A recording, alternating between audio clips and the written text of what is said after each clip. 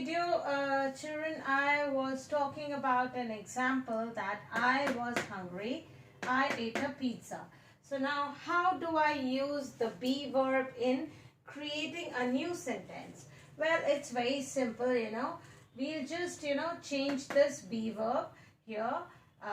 So it will be being hungry, I ate a pizza. Now, there can be, some other type as well. So, actually, you won't be able to categorize it as if it was part of a be verb, but then you should also know how such type of sentences can be put together. Okay, so supposing if I say the teacher punished a boy, the boy was sad. So how will you use the, how will you create a new sentence here? So it will be, having been punished by the teacher, the boy was sad. Okay. One more example let's take. It is actually a part of participle. Okay. When we are talking about, the past perfect. Okay.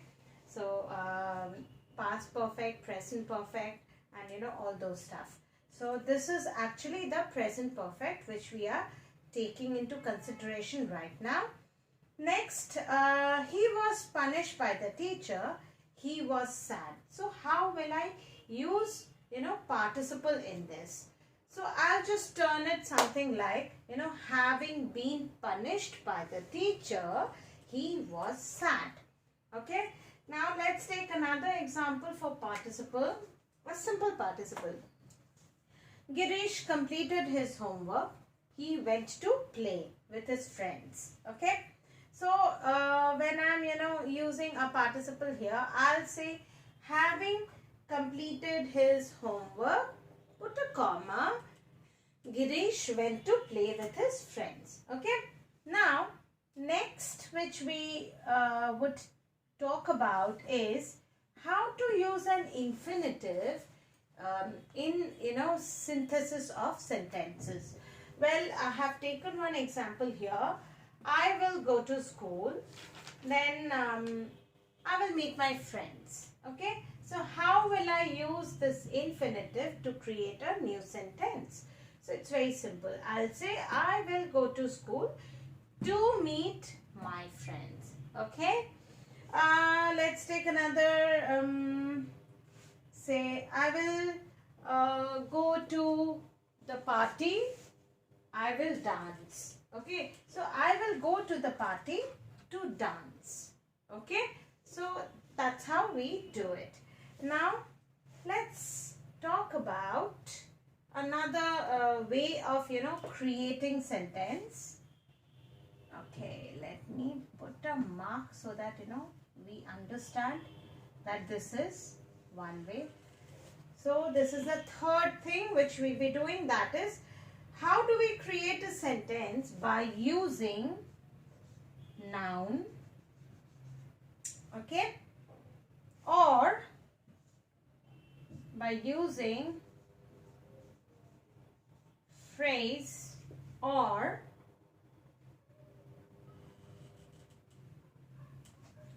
rather I would say, how do we use a noun and how do we use a phrase in apposition. This is not opposition, this is apposition. I know you all must be inquisitive to know what do we mean by this particular thing, that is phrase in apposition. Well, a phrase in apposition means when we describe the noun before it. That means the word or the phrase in apposition is marked off from the thing to which it refers by a pair of commas. That means when I'm talking about something before a noun, okay, so that is called phrase in apposition. We'll just take a glance through some examples, then I'm sure everything would be pretty clear. Okay. For example, Nagasaki was once a heap of rubble. It is now a bustling city. Okay. So how do we create a new sentence from this? For this I think I need to rub the very first. And do keep a note of all these,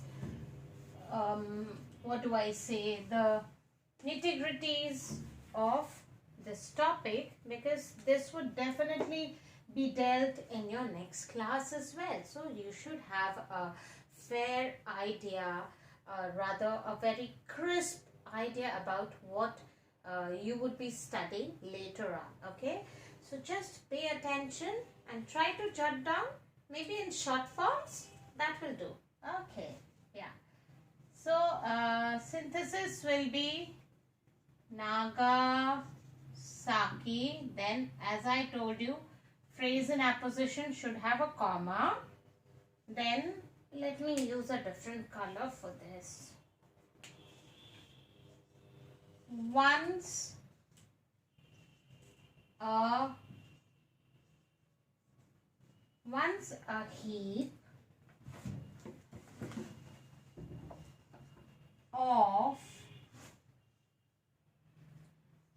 a heap of rubble. Okay. Again I will put a comma. Is now a bustling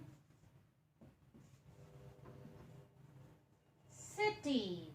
Okay, so phrase in apposition is this part.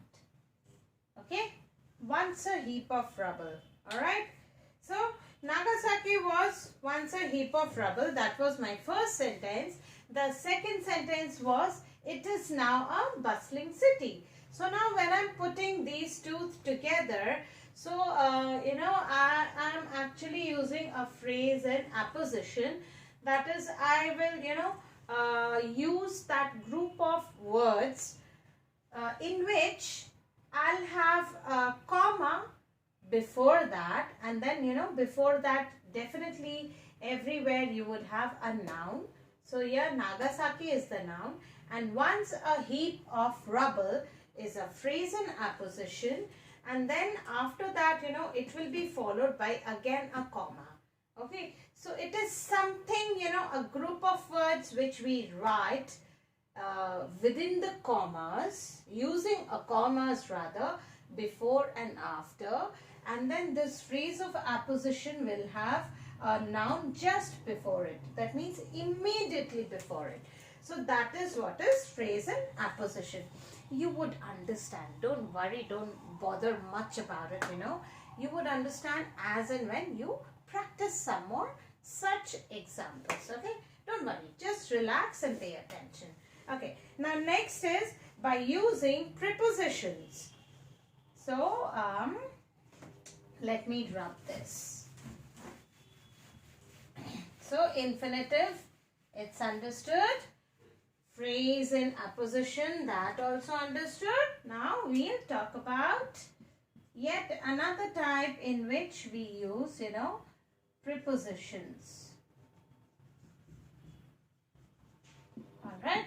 So you see, in synthesis of sentences, we came across your non-finite words, right? And then now we are about to start with the usage of prepositions also. So here, prepositions like, say, you have for, okay? Then you would find this by. Then what else you would have? You would have a gerund. So it is, revision of all these topics which you have already done, followed by a noun.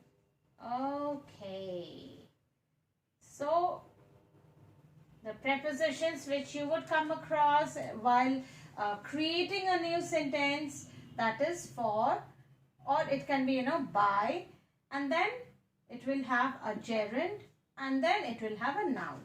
So let's take an example of that. He received the bravery award. Okay, that is the first sentence. He saved his brother from drowning. Okay, so now what will happen? We will create the sentence as he received the bravery award for saving his brother from drowning. Let me write this. He received the bravery